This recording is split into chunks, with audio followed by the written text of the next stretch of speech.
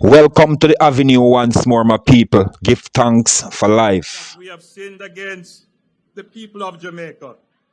Today we will take a look at Mr. Cinnamon's speech that he made at the 10th Bilineal Conference in Montego Bay.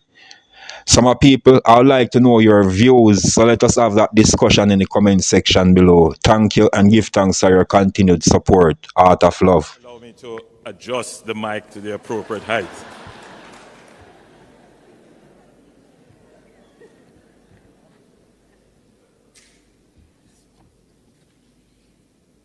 You will agree with me that the mastery of the ceremony has been excellent so far.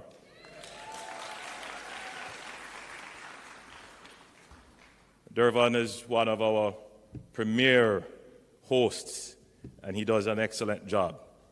Where is he? Take a bow.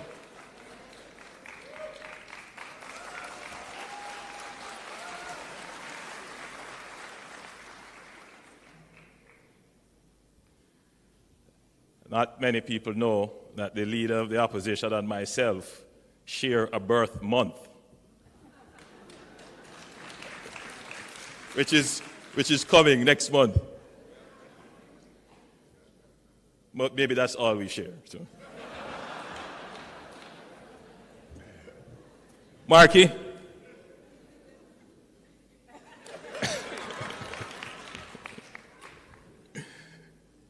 No, that's how we do it. And that's how we should do it.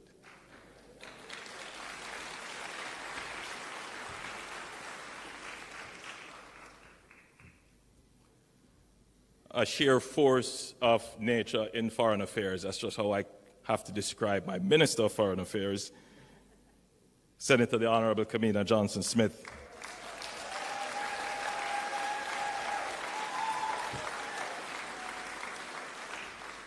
And the Honorable Orlando Terrelong.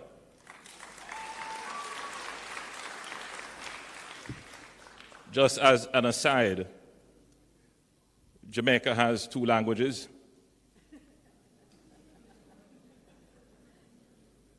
Our patois and English. But as the world expands and we realize our place in the world, we really should have other languages which more of our population would be articulate in. It's very important. The more that I travel, the more I engage in international affairs, you see it is an indispensable asset to be able to speak and understand other languages. And so this is something that I intend to pursue. I've said it, put it on the agenda, but we've just not been able to actualize it, but it is of critical importance for our competitive advantage. So I'm always very proud when I send Minister Terrelong overseas and he's able to quickly switch between his home patois, English, and I know he speaks Spanish very well. I didn't realize he did a little bit of French, and I heard a little bit of German. Very good, very good. Very talented.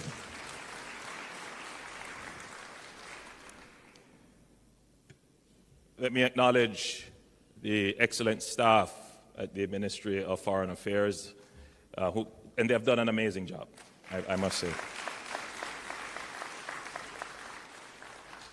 Our friends in the diplomatic corps who are here, welcome. Good to have you. Courtney, our ever faithful support. Thank you so much. And the VM group. Let me also thank our other legacy partners, Mrs. Grace Burnett, who is here representing Grace Kennedy, and Ms. Claudine Allen, General Manager of the JN Foundation.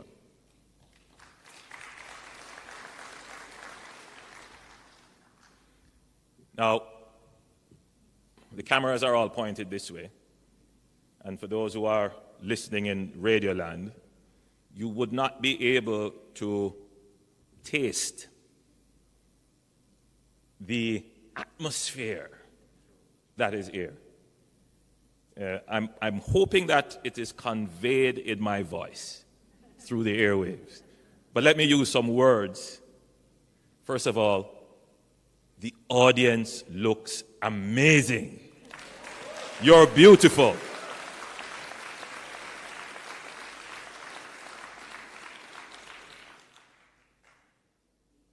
And the place packed.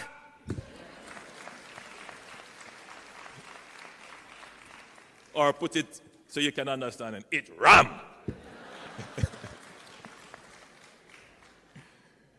I saw the staff bringing out more chairs, and there are people standing around the hall. It is a good look for the Jamaican diaspora. Thank you so much for coming out and being here.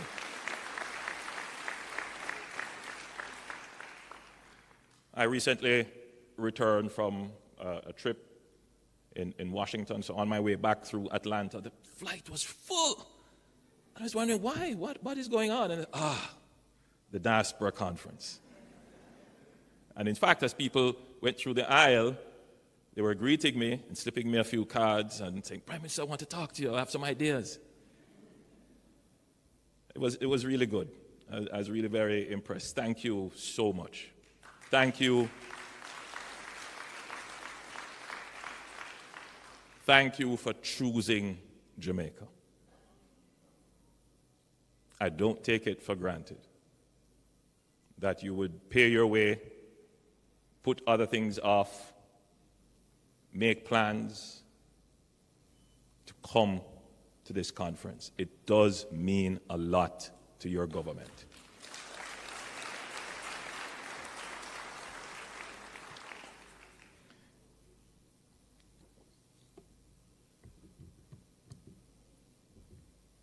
So, nowhere no better than yard. And I truly believe that. And I'm absolutely delighted that you also believe that. So I want to extend a warm Jamaican welcome to members of the diaspora from across the globe, from Africa, Asia, the Pacific, Europe, Latin America, the Caribbean, the Middle East, the United Kingdom, the United States, and Canada. Your presence here is a clear testament to the decision to broaden the scope of diaspora engagement to non-traditional areas. It also speaks volumes about your unwavering loyalty and commitment to our beloved Jamaica.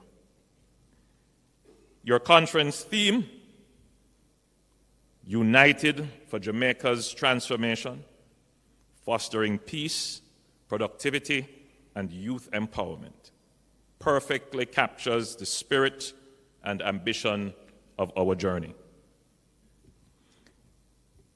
Recently, I had occasion to speak with a group of young Jamaicans about what it means to be Jamaican. Because for many of our young people, there is a growing sense of frustration.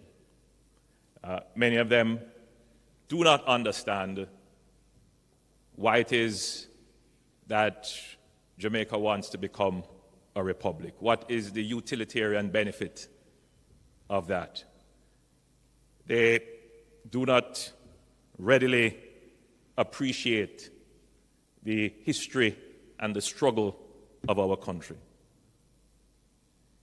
And I had to find a way to communicate to them the vision of Jamaica. So I said to them, look, Jamaica is the Wakanda.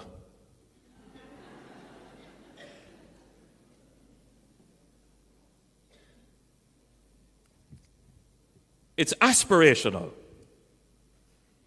It's the little country that could and the little country that did. It's the country that has achieved so much and still could achieve so much more. And that's why you're all here. Because you all believe in the promise of Jamaica.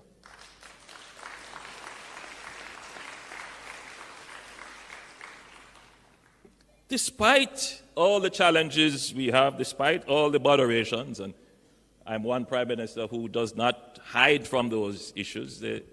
That's what I'm here for, to deal with the botherations. No matter how difficult they are, we face them. But we're also here to celebrate. Our efforts at transforming our country have yielded results. Our efforts, your contribution, your voice in holding government to account, in informing your relatives here so that they participate in the political economy, your efforts have yielded results. Yes. Jamaica has now experienced 12 consecutive quarters of economic growth since the pandemic.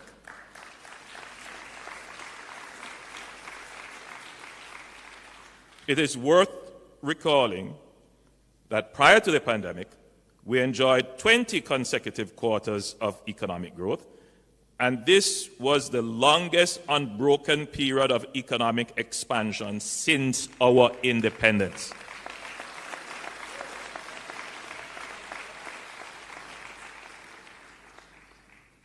I want to say just a little bit on economic growth. Let us all agree that the economic growth that we are experiencing, 1% and 2% and 3%, is not the economic growth that we want. We want 4, 5, 6, 7, 8% economic growth. But let us reflect on what our economic growth experience was.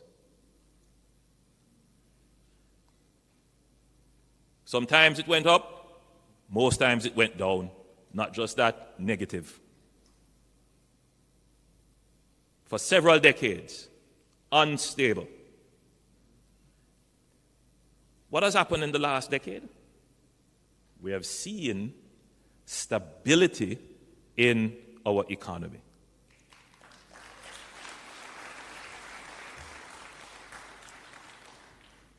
So I say to our millennials, our young people, and those who are skeptical about Jamaica, and they say, well, you know, our economic growth is low. No one disputes that. But our economic growth is better than it has ever been in the history of Jamaica.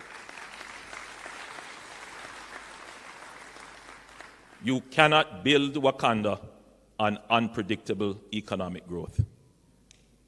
You can only build Wakanda by having sustained economic growth and stability.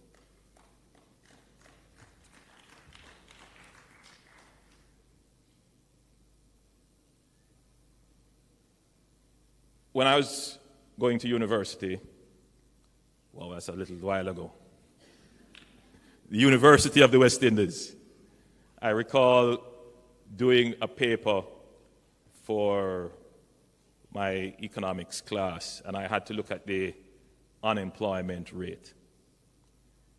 And our unemployment rates have been fairly high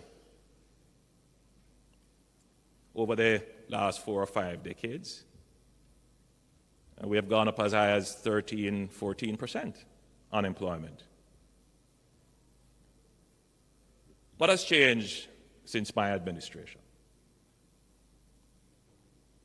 Unemployment has come all the way down. We are now at our lowest unemployment rate in the history of Jamaica at 4.2%.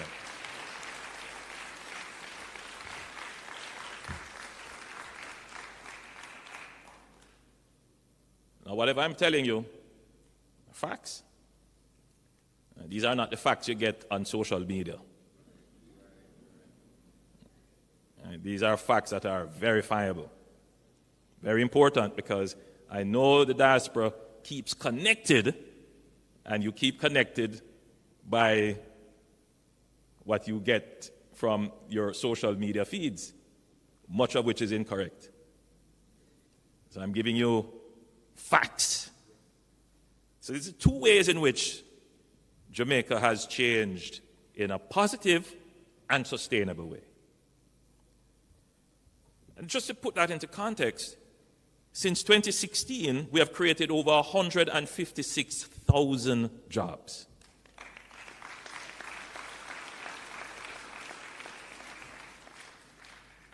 The challenge that we have now, and we hear the criticisms, these are low-paying jobs and we need high-paying jobs. We agree with you. But would you rather have no job? So it's a stepping stone. It's a building process. So the first thing is to get all our people into employment. And then, I'll speak about this later, we're going to train them while they are in employment so that they can upskill, as is being done in the societies and countries that many of you are coming from in the diaspora. Then, another important way in which we are improving Jamaica, tangible and fundamental change towards Jamaica becoming the fulfillment of the dream that you all have. You know, a decade ago, our debt was somewhere in the region of between 150 and 140% of GDP, depending on what variables you would use. That's very high. So at that time, Jamaica was one of the most indebted countries in the world. Today, I'm pleased to report that our debt to GDP ratio is now at 72%.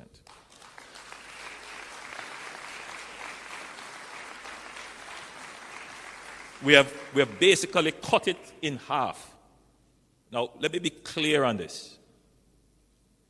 The Jamaica Labour Party, which forms the government, doesn't lay claim to this singularly.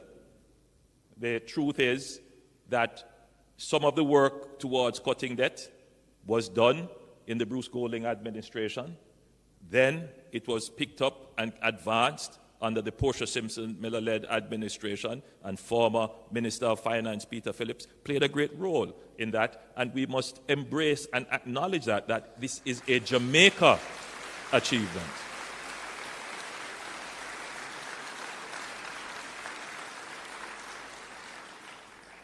We took the baton and we institutionalized it.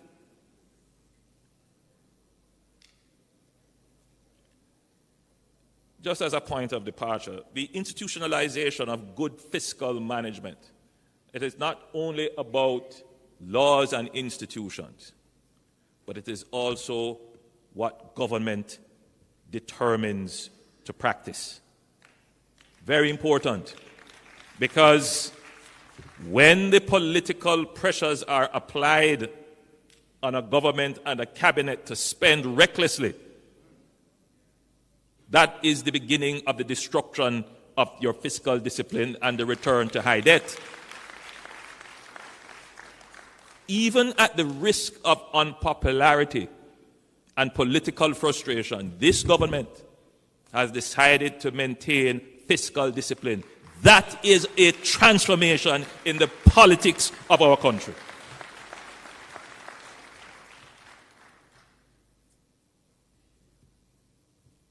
For fiscal year 2022-2023, Jamaica recorded a balance of payment surplus on our current account of US $352.4 million. The last time Jamaica had a current account surplus was in 1966.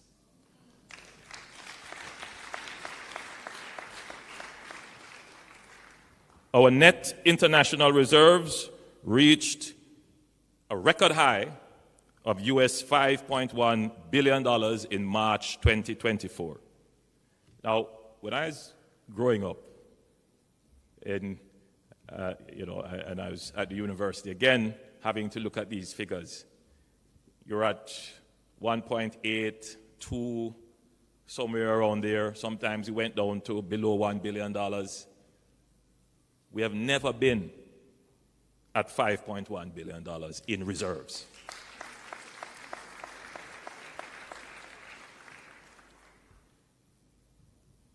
I want to make two comments on the reserves. The first is I want to recognize and place on record the appreciation of the government for the tremendous support and contribution of the diaspora.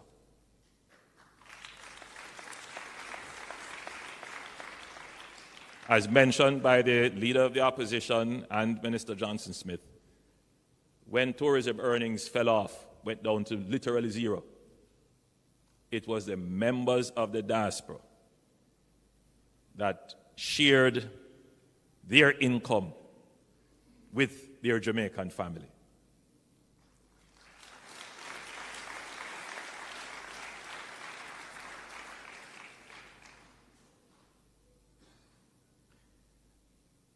One of the things I've heard being said whenever we speak about the reserve is, and I can understand it, it's a simplistic argument, but it's a common sense argument, that you have all of this reserve and look at all the problems in the country. It's a thinking that is in the minds of many Jamaicans, including members of the diaspora. The moment you don't have the reserve is the moment you have problems. The size of the reserve acts as a protection for your foreign exchange rate.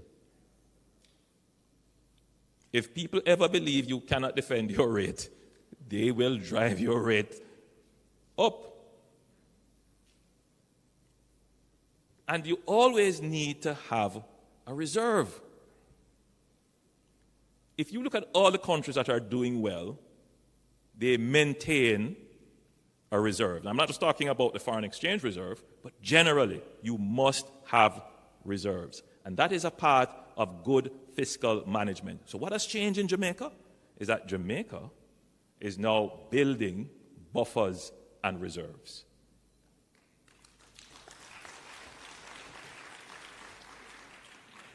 And that has been possible because we have created an environment of fiscal certainty with 8 consecutive budgets of no new taxes.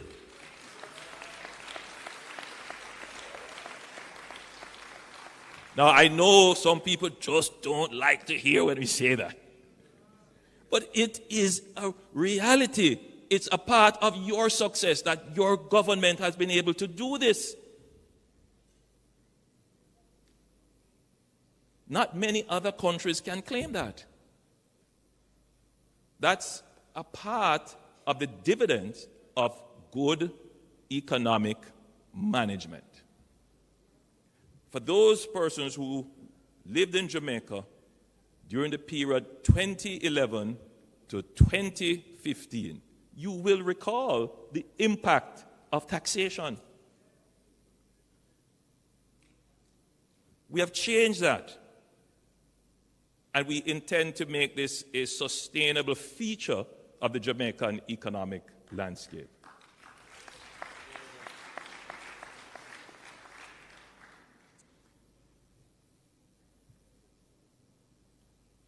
One of the things that this administration has done is to change its economic policy to target inflation.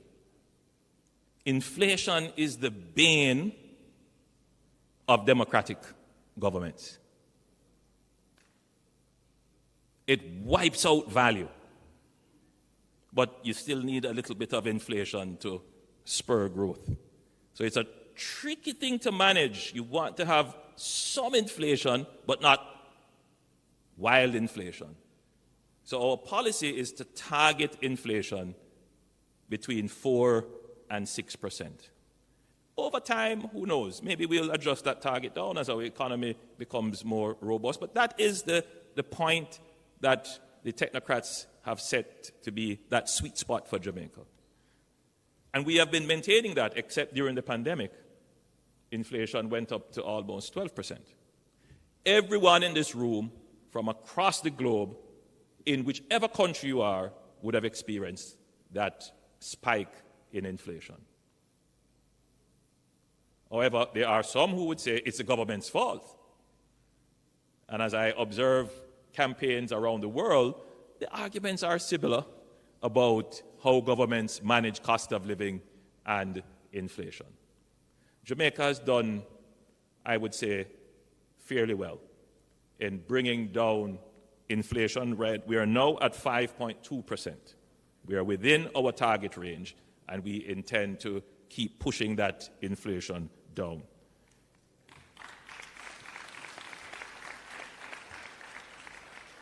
I'll say a little bit more from a policy perspective because as members of the diaspora, I want you to get a sense of what the government is going to do to improve cost of living in Jamaica. Now, in November 2023, the government of Jamaica, for the first time, issued a Jamaican dollar-linked international bond amounting to 46.6 billion Jamaican dollars, the equivalent of 300 million US dollars. Now, I know members of the diaspora will immediately understand the significance of this in terms of what it means for investor confidence. When you are able to issue an international instrument linked to your currency, that is a massive sign of confidence. It says your currency is exhibiting a certain level of sustained stability that mitigates risk because you have reserves. So we have come a long way since the days when we struggled with high debt and limited resources. And now, what is the next challenge for your government? The next challenge is to create peace in our country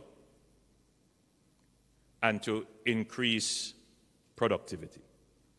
Those are the two main challenges. So we have attained economic stability. How do we get to know peace? And how do we increase productivity?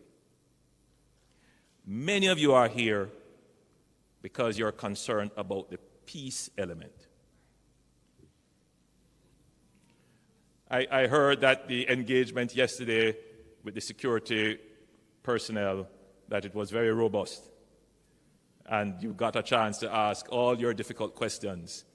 And I'm hopeful that it would have changed certain perceptions about what Jamaica is doing on the national security front. Let me just say very quickly, national security is just one element of peace building. Peace building is a very multi-layered and complex policy strategy. But on the national security element, Jamaica has never had the level of investment in our national security apparatus than has occurred under this administration.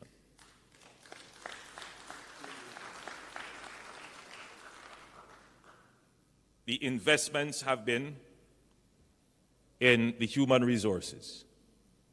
We have increased our security forces significantly. We have addressed the issue of attrition from the security forces. We have incorporated in a significant way new technologies. We have trained the leadership of our security forces.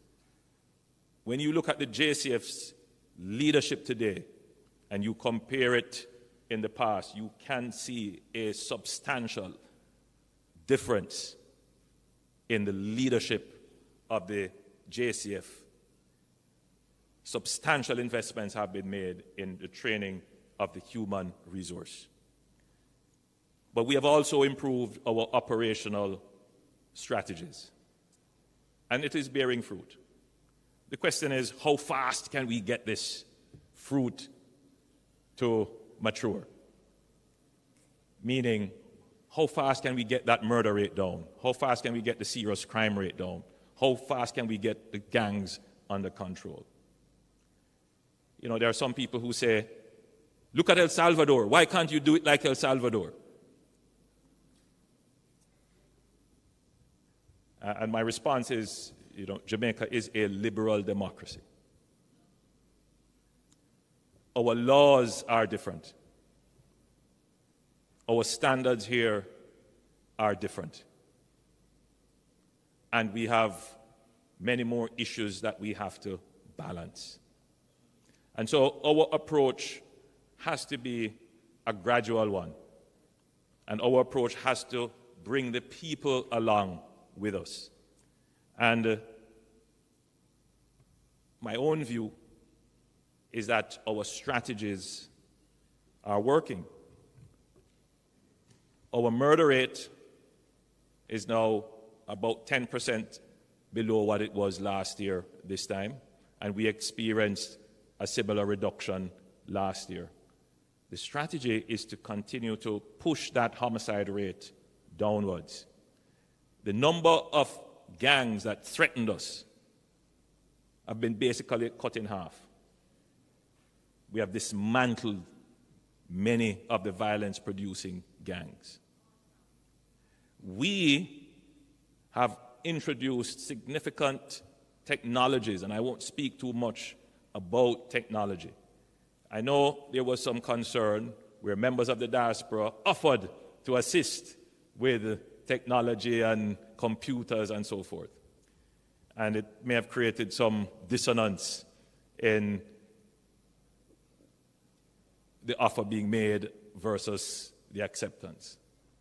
The truth is that our security forces have created an ecosystem where you have to be very specific with technology that you introduce to it.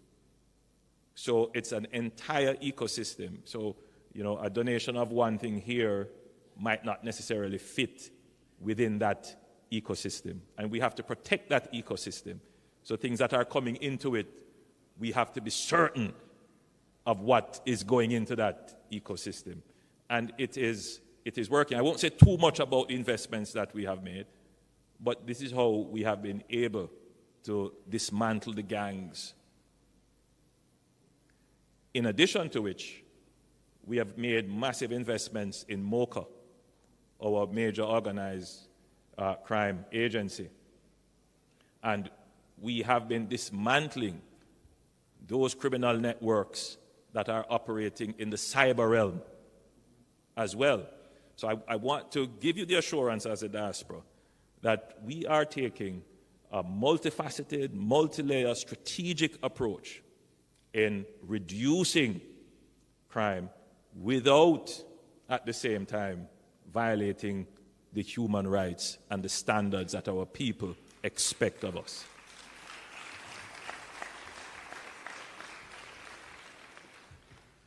We have reached a point in the country where I was listening to their news reports yesterday and I just laughed to myself, where there was a certain gentleman complaining that the government is building too many police stations. It's crazy, but the truth is that the investments that have been made in the security apparatus is significant. Some of them you won't see the benefit up front. For example, we've made massive investments in the ability to protect our borders with offshore patrol vessels and radars and such. There is a problem in Haiti. Ever so often, we will get a boat or two. But the problem is managed. It's not the same problem as the Bahamas or Turks and Caicos, because we have capabilities which we have deployed and these capabilities are enduring. You know, if a disaster were to strike, please let none happen. But Jamaica has been able to respond, not just to disasters in Jamaica, but when Dominica was wiped out by a major hurricane, we were able to send our disaster assistance and recovery team to Dominica for 6 months. When there was a disaster in the Bahamas, we were able to send. So Jamaica has built a security architecture that it's not perfect. I'll be the first to tell you that. It's still a work in progress. But we are now a much more secure nation than we were a decade before.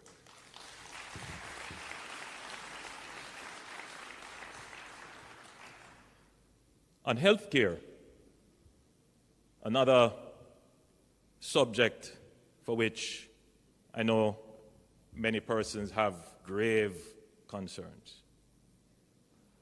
I mean, we are starting from a deficit, and we can admit that. For the last 30 years, there's really been no investment of any significance in healthcare.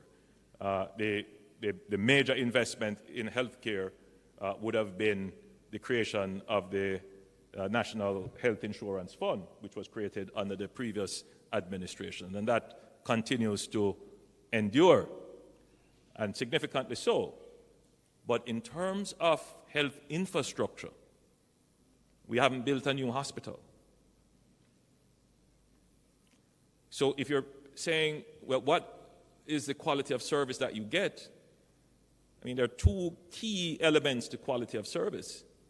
One is the quality of the infrastructure, and one is the quality of care given by the staff and the professionals. Both are connected, but certainly if your infrastructure is poor, it adds even greater pressure on the staff and their ability to deliver health with care. So what do we need to correct first and foremost? We need to increase the capacity of the health system to ensure that there is space for a bed for every patient that needs it. We need to build new wards and new health facilities. And how do we do this? You can only do this by either borrowing or ensuring that you run your economy well, that it generates the revenues which you then invest in the critical things that improve the quality of life of your citizens. And that is exactly what your government has done. So we have taken on the mammoth task all at once, never been done before. In this parish, we have spent billions upgrading the Cornwall Regional Health Facility. Some of you may know this. This facility is a more than 50-year-old facility. It was a gift from the government of Canada to us. It never got any maintenance or repairs of any significance for 50 years. Those of you who are coming from countries where you have these high-rise buildings, you know that they go through a rigorous process of maintenance. These buildings reach the end of useful life and they're either torn down or they go through extensive renovations. We have decided to extensively renovate. It's practically a new building.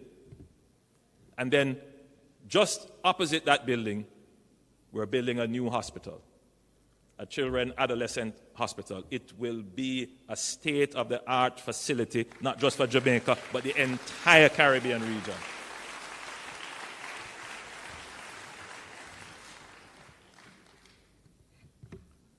Mark will understand when I say that I was born in Spanish Town. You were born at the University Hospital.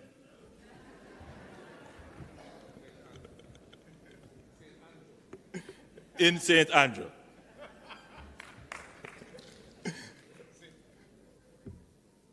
So I have a special place in my heart for that hospital. I used to play there when I was a child. My best friend's mother was the matron of the hospital. So I used to leave Spanish Town Primary and go on the grounds and play there. But everyone in Spanish Town will tell you that, the facility, after so many years, the facility was built by the colonial government, by a grant. And since then, it really hasn't had any major improvements.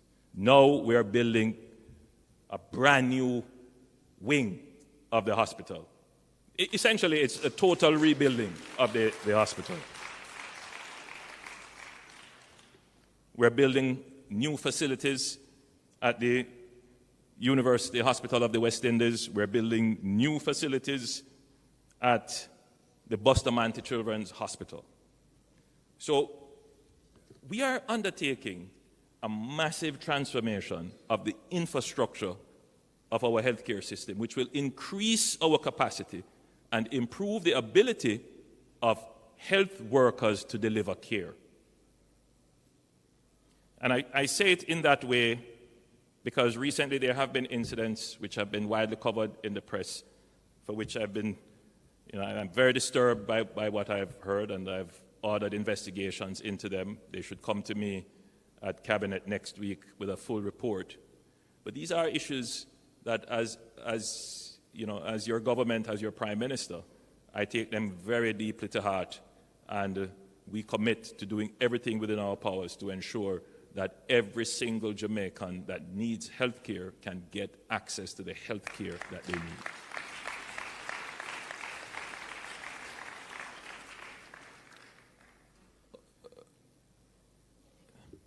Let me just do a check. Everybody's good? You can go another 10 minutes?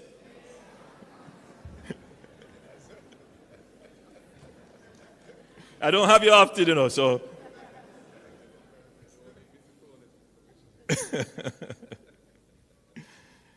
Listen. So one of the big problems we've had, and I'm going to just wrap up quickly. I have a lot of stuff I wanted to talk to you about, but I'll get to see you in some of the sessions maybe. So one of the ways in which we're changing Jamaica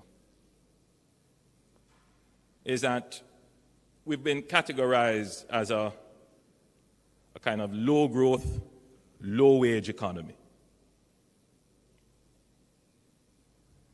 And because of this issue of not having predictable growth, this segment of the society that has suffered because of poor economic performance would be labor. That's the reality. And labor suffers not just because of low wage, labor suffers because of high inflation.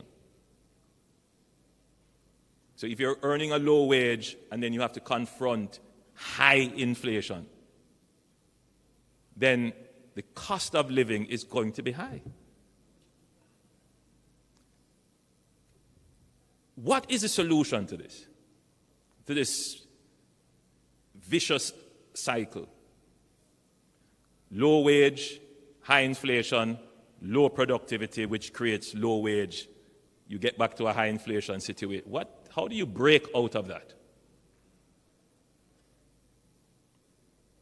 That's a deep question. I'm not expecting you to answer it. But one of the first things we have decided to do is we have to make an adjustment where we can in wages. So we have taken a decision to make the largest increase in public sector wages undertaken ever in the history of the country.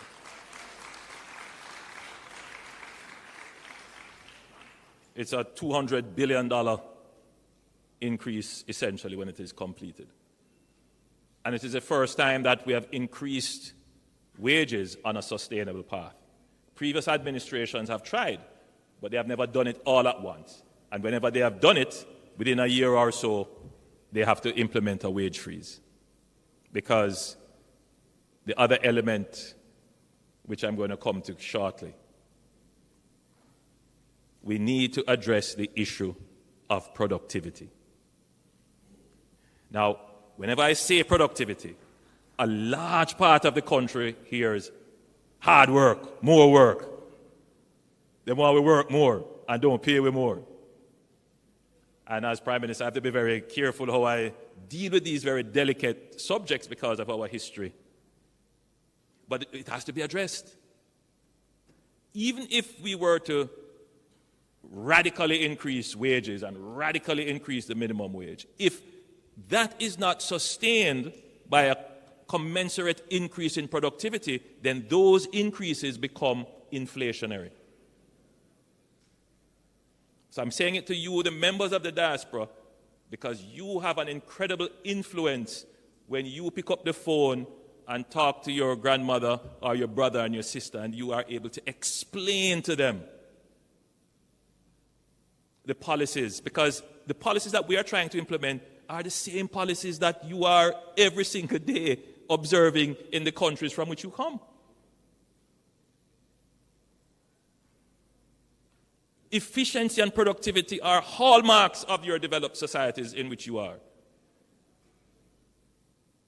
They are not viewed as an imposition. Every single worker understands and appreciates that, yes, because I have produced more, I have a claim for more pay.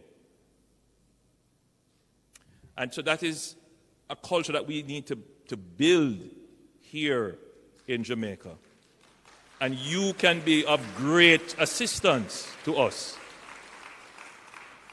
to make that connection that, yes, government can increase the wages, but if we are increasing the wages without addressing productivity, we are only tricking you, because that increase is going to come back as high inflation. And so the two-pronged strategies, we're increasing as much as we can whilst balancing the inflation so you don't have to suffer from that. But we must now be on this very rigorous pathway of producing more. So remember when I said we're increasing at about 1 to 2% our growth. It is now sustainable. It is an increase in the productivity, not just of labor, by the way, not just of the worker, but how is management structuring business processes and workflows? How are we integrating technology in our business processes and workflow? How are we creating new products, this business of innovation? So you ask me, what is the next frontier to create Wakanda? That is it. Mark, that is it. Productivity.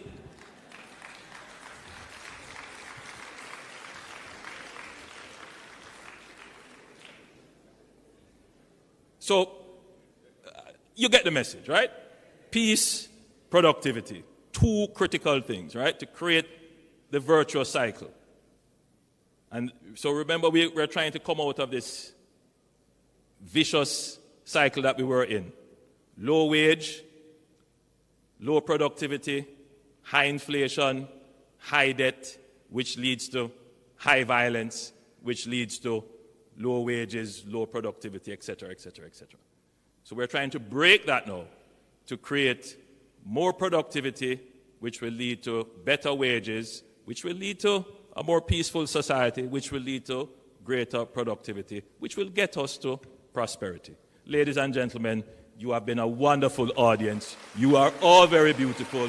Welcome home, and thank you for choosing Jamaica. God bless you. Loyal viewers and subscribers, honorable people, give thanks for your support to the AVI-NUE. Know that I appreciate you sincerely. New viewers, welcome on board. Know that your presence is appreciated. Please subscribe to the channel and help us reach 1,000 subscribers. Thank you. United we win.